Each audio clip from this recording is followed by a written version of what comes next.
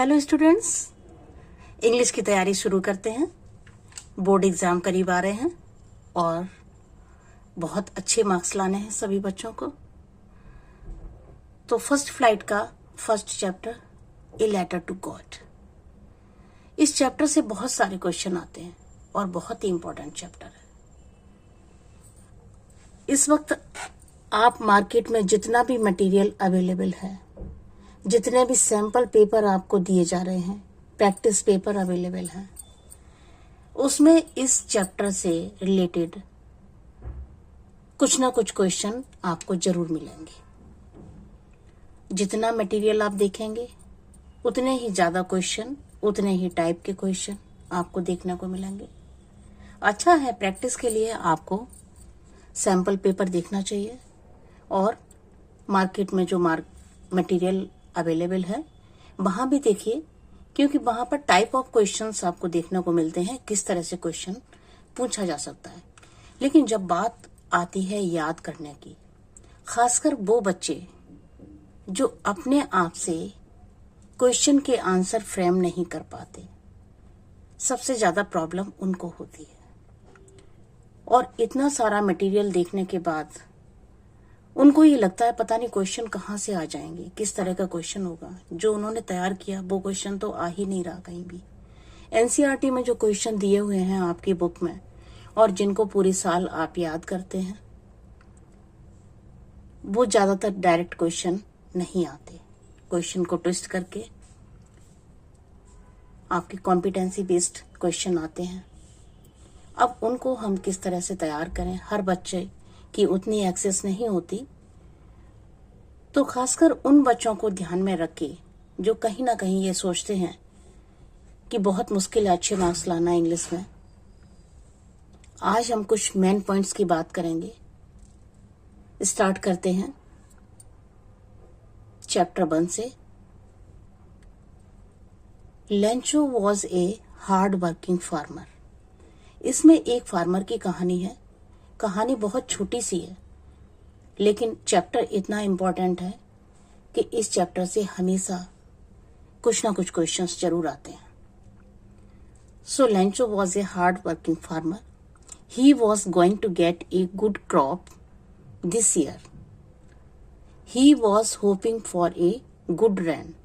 Question कितना भी घुमा के आए, कहीं से भी आए, ये लाइन आपको जरूर लिखनी पड़ेगी, तो इस लाइन को आप लर्न कर लीजिए। द रेन स्टार्टेड, जिस तरह से उसकी उम्मीद थी, एक अच्छी रेन की, एक अच्छी बारिश की वो उम्मीद कर रहा था, तो बारिश शुरू हुई। But soon it changed into hello storms. जल्दी ही ये बारिश ओलों में तब्दील हो गई। The crop was fully destroyed, और उसकी फसल जो थी, जिसको देख के वो थोड़ी देर पहले बहुत खुश हो रहा था, वो टोटली डिस्ट्रॉय हो जाती है। थर्ड पॉइंट देखिए, Lencho had deep faith in God. इस लाइन से बहुत सारे क्वेश्चन आते हैं।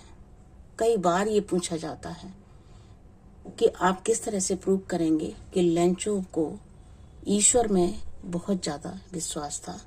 Lencho had deep faith in God, elaborate, इस तरह से क्वेश्चन आते हैं। तो जब इस तरह से क्वेश्चन आता है तब आप इसी लाइन को ऊपर रखिए और बाकी स्टोरी पूरी लिख दीजिए, जितने भी पॉइंट्स आपने तैयार किए हैं।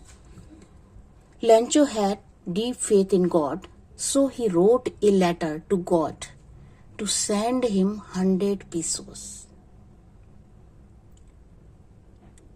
ईश्वर में उसको बहुत ज्यादा विश्वास था और इसीलिए उसने गॉड को एक लेटर लिखा कि वो उसको 100 पैसे भेज दें।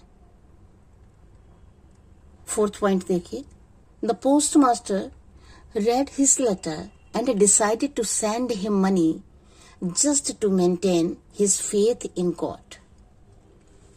पोस्ट मास्टर जब उसका लेटर पढ़ता है तो पहले तो पोस्ट ऑफिस में जो एम्प्लॉय होते हैं उसके, वो सब लोग हंसते हैं कि ये गॉड को लेटर जा रहा है। लेकिन फिर पोस्ट मास्टर रियलाइज करता है कि इस व्यक्ति को ईश्वर में कितना ज्यादा विश्वास है। अब उस इंसान का ईश्वर में जो विश्वास है वो खत्म ना हो, और एक जरूरतमंद आदमी की हेल्प के लिए वो ये डिसाइड कर लेता है कि हमें इसको पैसा भेजना चाहिए, just to maintain his faith in God. इस लाइन को आप याद कर लीजिए।